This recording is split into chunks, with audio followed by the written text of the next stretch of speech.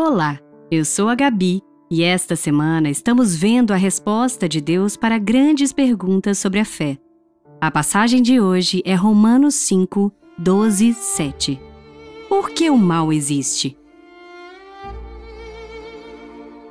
Portanto, da mesma forma como o pecado entrou no mundo por um homem e pelo pecado a morte, assim também a morte veio a todos os homens, porque todos pecaram. Pois antes de ser dada a lei, o pecado já estava no mundo. Mas o pecado não é levado em conta quando não existe lei. Todavia, a morte reinou desde o tempo de Adão até o de Moisés, mesmo sobre aqueles que não cometeram pecado semelhante à transgressão de Adão, o qual era um tipo daquele que haveria de vir.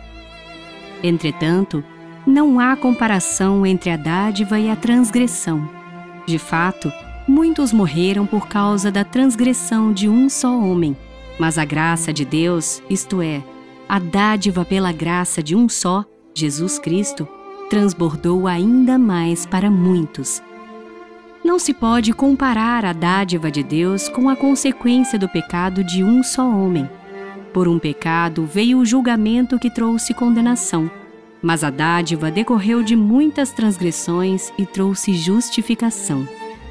Se pela transgressão de um só a morte reinou por meio dele, muito mais aqueles que recebem de Deus a imensa provisão da graça e a dádiva da justiça reinarão em vida por meio de um único homem, Jesus Cristo.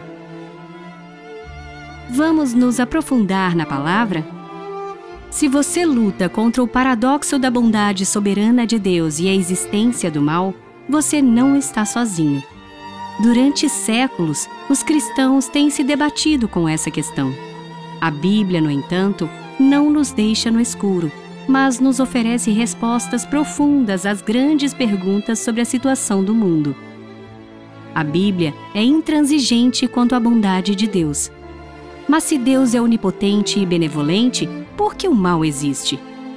Essa é a grande pergunta do nosso devocional hoje. A cosmovisão cristã aborda o mal de frente. Desde Gênesis, o mal é reconhecido não como uma falha no caráter de Deus, mas como uma consequência da rebelião. Como Paulo explica na passagem de hoje, o pecado, e não o nosso Deus, desencadeou a morte em nosso mundo. O mal persiste porque a humanidade escolheu, e continua escolhendo, as trevas em vez da luz. Se isso parecer muito intangível, tente trabalhar o problema de forma inversa. Como funcionaria se Deus, de fato, escolhesse apagar o mal? Uma opção seria Deus eliminar todas as pessoas más. Entretanto, isso apresenta um dilema. O que consideramos uma pessoa má? Todos nós já fizemos coisas erradas. Restaria alguém? O teólogo Agir Fernando explica por que Deus não pode simplesmente eliminar o mal. O mal é parte integrante demais da humanidade e da natureza. Deus não pode destruir o mal sem, ao mesmo tempo, destruir a humanidade. Talvez, então, Deus poderia tornar impossível que façamos o mal. De acordo com C.S. Lewis, porém, isso também é complexo. Se uma coisa é livre para ser boa, também é livre para ser má. E foi o livre-arbítrio que tornou o mal possível. Por que então Deus concedeu o livre-arbítrio? Porque o livre-arbítrio, embora torne o mal possível, é também a única coisa que torna possível qualquer amor, bondade ou alegria que valha a pena ter. Talvez, então, Deus pudesse impedir que coisas ruins acontecessem. Infelizmente, porém, as considerações que essa possibilidade nos traz nos deixam perplexos. Qual seria o limite de intervenção? Deus deveria intervir quando um caso extraconjugal começa ou quando alguém tem um pensamento inadequado? Essa possibilidade também iria contra a livre escolha que temos, a qual nos permite amar verdadeiramente, como dito acima. A existência do mal é um resultado lógico, embora trágico, da decisão de Deus de nos dar escolhas reais com consequências reais.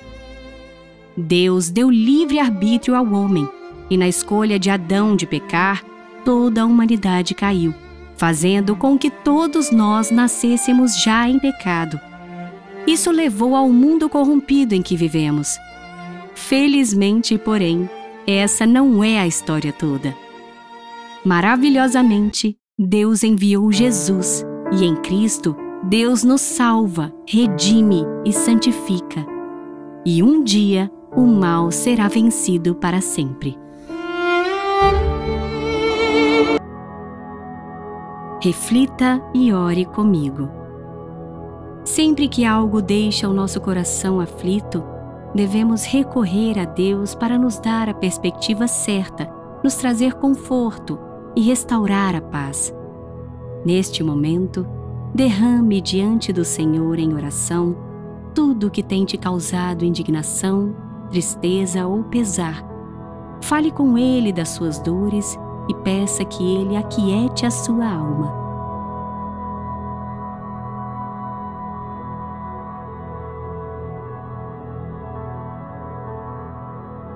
Devemos sempre voltar a fitar nossos olhos na eternidade. A esperança da volta de Cristo para o juízo final e a criação de novos céus e nova terra devem estar sempre em nossa mente. Ore ao Senhor neste momento, pedindo por sua vinda e pela restauração de todas as coisas.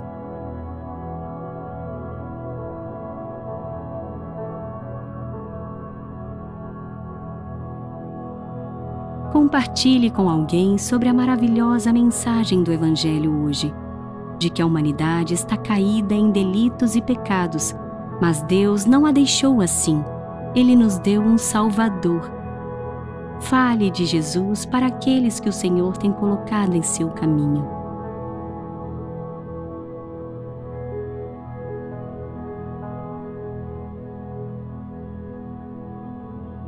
Vamos orar. Pai querido, a escuridão do mundo às vezes me parece esmagadora. São tantas lutas e dores que vivemos e observamos ao nosso redor. Hoje, porém, eu quero pedir por paz e uma perspectiva celestial em todas as coisas. Em vez de ser vencido pelo mal, capacita-me a vencer o mal com o bem. Dê-me a coragem de ser uma força amorosa para o seu reino, compartilhando o Evangelho e levando esperança aos aflitos. Mostre-me como posso desempenhar meu papel em teu glorioso plano de redenção. Eu te peço, ó Deus, que eu viva cada dia ansiando por tua volta. Em nome de Jesus, amém.